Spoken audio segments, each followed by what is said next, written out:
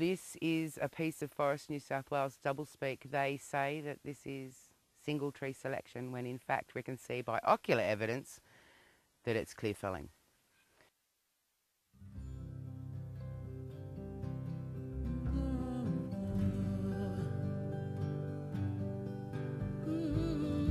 Once you place a person in the landscape, you can kind of see how bad it is.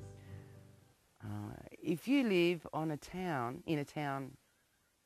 on the south coast, you're no more than 10 minutes away from a logging operation. There's currently 23, I think. Is it 23? Roughly, yeah, 23 operations on active at the moment on the southeast. They're logging rainforest and old growth. What else?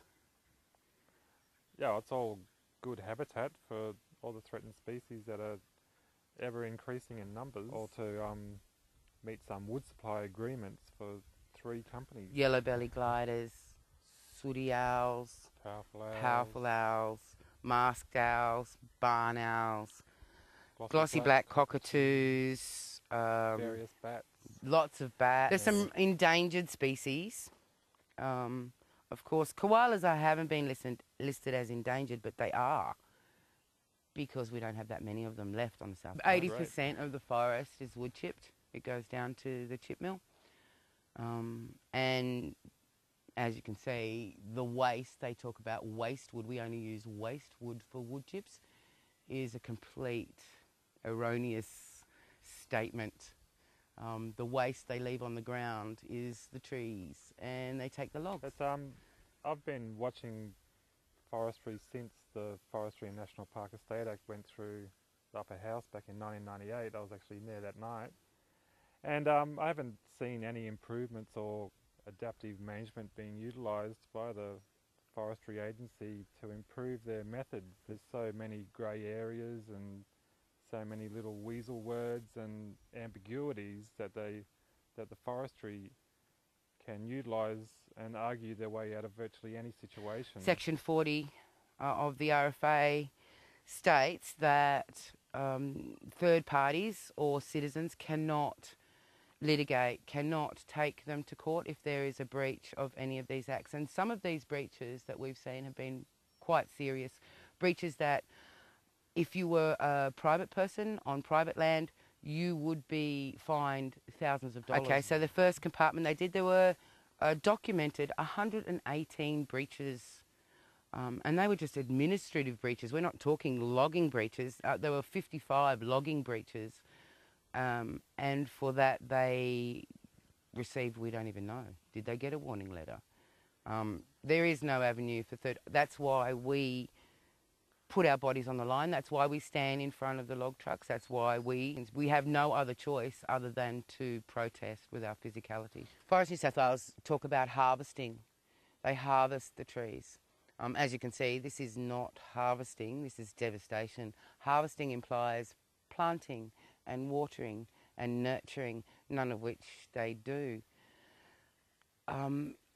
They burn after, so they've chopped, they've slashed, they leave all this waste on the floor of the forest, and then they burn. It would be all right to burn a forest if it was a small burn, a slow burn, a little creeping burn. Burns are okay, but what they do is just spark it up.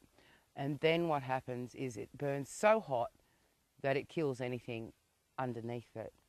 One of our roles is that people in the community do come to us and say, can you help? Is there something that you can do? They're logging. Have you seen what they've done? Is the catch cry. Have you seen what they've done over, we'll say Mogo or, you know, Buckenbower, or have you seen what they've done? Can you help us?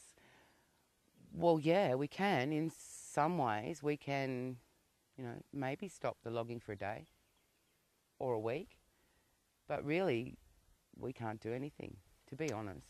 I just don't know why they do it. When you see a jinker go by with logs going to the chip mill, that's about $200 worth of wood on the back of the truck. Why does it continue? Yeah, it's just farcical, really. So we just do what we can, and we're going to keep doing it till we hopefully get a good result. How long that will take, we don't know. I think it feels close. It feels like there is hope. If the power station, no, I shouldn't say if, the power station proposal will fail. Nobody wants it. They've lied to the Eden community. That would be the only saving grace for the wood chip industry. At the moment, they can't sell their wood chips. The chip piles are piling up. They're not making any money. Their resource security is dwindling out the door because they're overlogging. I feel like there's an end in sight. If the power station gets up, it's be a different story. So we are asking people to help save the southeast forest. You know, talk to your MPs, write letters, ring them up. We certainly don't want a wood-fired power station on the south coast. People could check out our website, www.myspace.com/Southeast Forest Rescue, all one word, if they need more information.